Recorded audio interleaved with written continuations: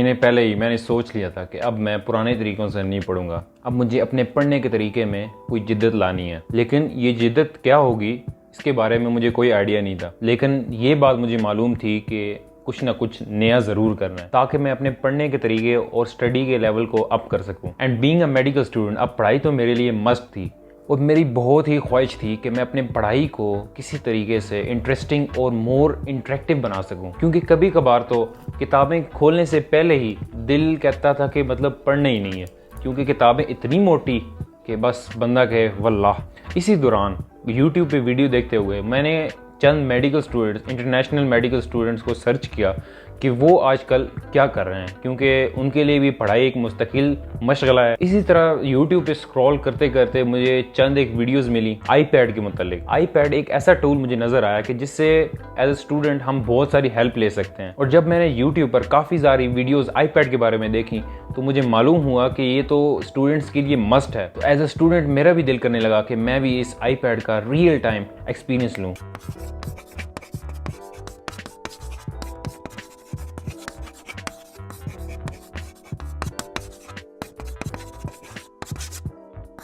अब मैं आपको बताता हूँ कि आईपैड लेने के पीछे मेरी क्या वजूहात थी या किन रीजंस की वजह से मैंने ये आईपैड परचेज़ किया। सबसे पहली चीज़, मुझे अपनी स्टडी के तरीके में कुछ ना कुछ नई इनोवेशन लानी थी जिससे मैं इस मुश्किल से प्रोसेस को अपने लिए बहुत ही इंटरेक्टिव और मज़ेदार बना सकूं और मुझे पढ़ने में भी मज़ा आने लगे। फिर आ जाती है बात ड्राइंग की।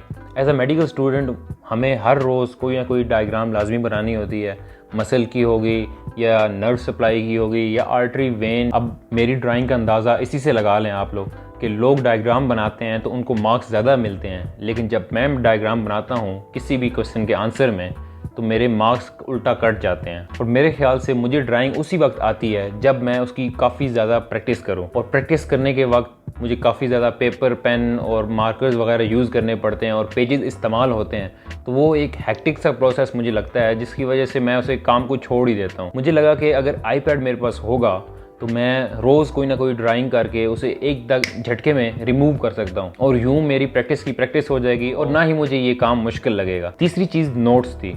Notes taking as a medical student हमारे लिए बहुत ज़रूरी होता है, क्योंकि जो कुछ हम पढ़ रहे होते हैं वो हमें पूरी ज़िंदगी अपने ज़हन में रिटेन रखना है। अब रिटेन कैसे रखते हैं लोग एक तो एक्टिव रिकॉल मेथड, बार बार उसे दोहराते हैं, लेकिन फर्स्ट ईयर, सेकंड ईयर सालों की जो मेहनत है वो आप हर रोज़ रिवाइज़ नहीं कर सकते।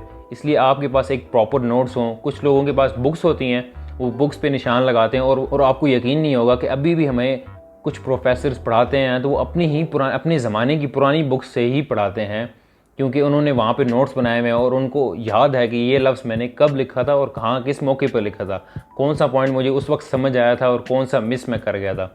और हाँ, नोट्स बनाने से आपकी मसल मेमोरी भी बन जाती है, इसलिए हर कोई प्रेफर करता है कि अपने नोट्स बनाए अलग अलग। और बाकी स्टूडेंट्स की तरह मैं भी नोट्स बनाता रहूँ। लेकिन एक और मसला मेरे साथ ये है कि मैं जब नोट्स बना लेता हूँ एक दफ़ा तो अगली बार मुझे याद नहीं होता या मैं मिसप्लेस कर देता हूँ अपने नोट्स को ही, और अगली बार मुझे दोबारा ज़ीरो से स्टार्ट करना पड़ता है, ज़ीरो से बुक्स स्टार्ट करनी पड़ती है और फिर काम बराबर हो जाता है। इसलिए इस बार मेरे पास एक आइडिया आया कि मैं क्यों ना आईपैड पे नोट्स बनाऊँ और वो iCloud पे या किसी भी एक्सटर्नल स्टोरेज पे मैं सेव कर लूँ, ताकि मेरे लिए ये ज़िंदगी भर के लिए सेफ हो जाएं और मैं जब चाहूँ कभी भी ज़िंदगी में मुझे ज़रूरत हो तो मुझे ढूंढने की ज़रूरत ना पड़े। जस्ट मुझे अपना ईमेल लॉगिन करना है और वो दोबारा अपने iCloud या गूगल ड्राइव से डाउनलोड कर लेना है। और एक वजह ये भी थी कि मैं बाकी दूसरे लोगों को, दूसरे स्टूडेंट्स को देख रहा था कि वो धड़ाधड़ आईपैड पे नोट्स बनाए जा रहे हैं, तो मैंने कहा मैं भी एक बार ट्राई कर लेता हूँ, मज़ा आ रहा होगा, लाजमी बात है। और फिर अब जो दूसरी बड़ी वजह है जिसकी वजह से आईपैड मैंने ख़रीदा वो थी सेविंग। किस चीज़ की? सबसे पहले तो आपकी नोट टेकिंग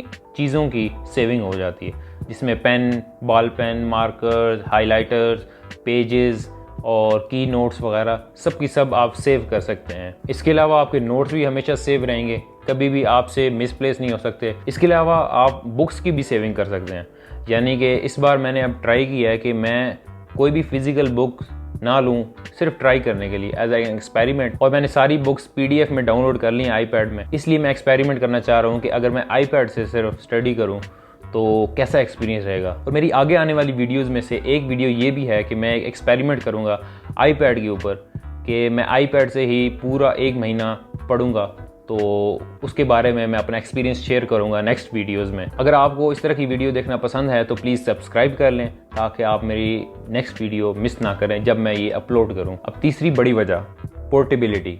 आईपैड आपको मालूम है, चाहे वो 12.9 इंचज़ वाला हो या 11 इंचज़ वाला हो, इंतहाई पोर्टेबल है। यानी आप उसको एक जगह से दूसरी जगह आसानी से ले जा सकते हैं। आपको कोई ज़रूरत नहीं है कि आप भारी भारी बैग किताबों से भरे हुए, लदे हुए आप घर से लेकर हॉस्टल लेकर जाएं, फिर हॉस्टल से घर लेकर आएँ, बल्कि उसकी जगह आप एक आईपैड लें और उसमें अपनी सारी books as a PDF store करके आप घर से हॉस्टल या कहीं भी लेके जा सकते हैं।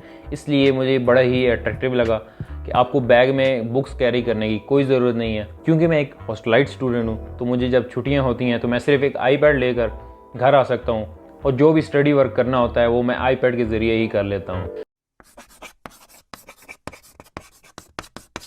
मैं आपको स्टोरी सुनाता हूँ कि मैंने कैसे आईपैड ख़रीदा और कौन कौन से फीचर्स होने चाहिए जो कि आपके आईपैड में होना ज़रूरी है एज अ स्टूडेंट। अब आईपैड कौन सा लिया जाए? मैंने तो आईपैड सेकंड हैंड लिया है क्योंकि एज अ स्टूडेंट मुझे ना ही कोई इसकी परफॉर्मेंस से मतलब इतना ज़्यादा गर्ज है और आईपैड का प्रोसेसर ही इतना स्ट्रॉन्ग है कि आप हैरान रहेंगे इसकी परफॉर्मेंस से।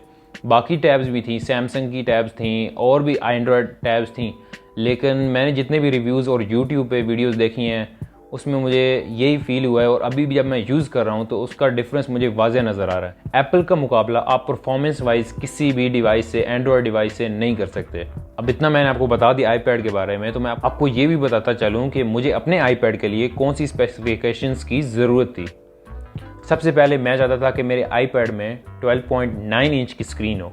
छोटी स्क्रीन भी कुछ लोगों के लिए काफ़ी होती है, लेकिन मैं चूँकि इसे रिप्लेस कर रहा था अपनी बुक्स के साथ, तो मैं चाहता था कि जितनी बड़ी स्क्रीन हो सके अवेलेबल हो मार्केट में, मैं वो अवेल करूं ताकि इस बड़ी स्क्रीन का एक फ़ायदा मल्टीटास्किंग में भी हो और बुक की रिप्लेसमेंट भी हो सके। 12.9 इंचेस की जो स्क्रीन है वो ऑलमोस्ट एक बुक के बराबर है। दूसरी चीज़ जो मैं चाहता था मेरे आईपैड के साथ हो वो एप्पल पेंसिल हो। इवन दो आप इसके साथ कोई भी स्टाइलिश यूज़ कर सकते हैं, लेकिन जो एप्पल की बात है, एप्पल पेंसिल की बात है, वो किसी में भी नहीं है। एप्पल पेंसिल की सबसे खास बात यह है कि इसके साथ आपको कोई चार्ज नहीं करने की ज़रूरत, ये वायरलेसली अटैच हो जाती है आईपैड के साथ। अगर आप बाहर से स्टाइलिश कोई लेते हैं उसको आप एक्सटर्नली चार्ज करना पड़ेगा। अब तीसरी चीज़ आती है कवर।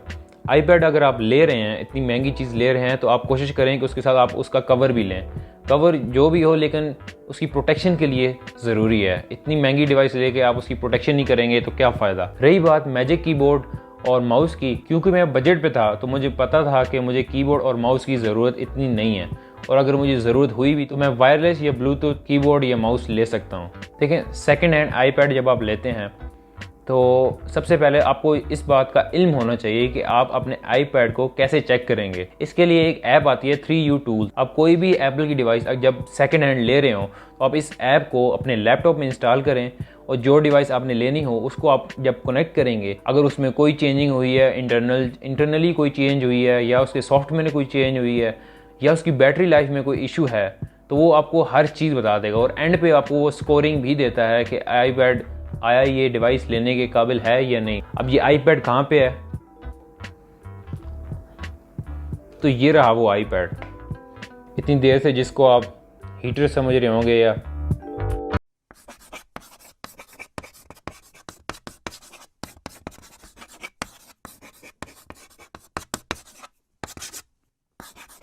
अब आखिर में मैं आपको अपने फाइनल थॉट्स देता हूँ कि अगर तो आप एक स्टूडेंट हैं और आपको पढ़ने में थोड़ी मुश्किल आ रही है और अगर आप चाहते हैं कि आप अपनी स्टडी में कुछ नया करें, तो आई विल डेफिनेटली रिकमेंड कि आप एक आईपैड बाय करें और अपने हिसाब से बाय करें। अगर आप चाहते हैं कि 11 इंचज़ आपके लिए काफ़ी है तो गो फॉर इट। मुझे तो 12.9 इंचज़ अच्छा लगा और मुझे ऐसा लगता है कि ये one of the best investments जो कि आज तक मैंने अपनी ज़िंदगी में की होंगी वो इस आईपैड पे की हैं। एक तो मैं मल्टीपल फंक्शंस कर सकता हूँ, यानी मैं साथ ही लेक्चर ले रहा हूँ और साथ ही मैं लेक्चर को नोट डाउन कर रहा हूँ। अगर आप भी एक हॉस्टलाइट स्टूडेंट हैं तो आपको मैं रिकमेंड करता हूँ कि आप भी एक आईपैड ख़रीद लें, या अगर आपको आपकी पॉकेट इजाज़त देती है तो लाजमी इसे एक ट्राई ज़रूर दीजिएगा।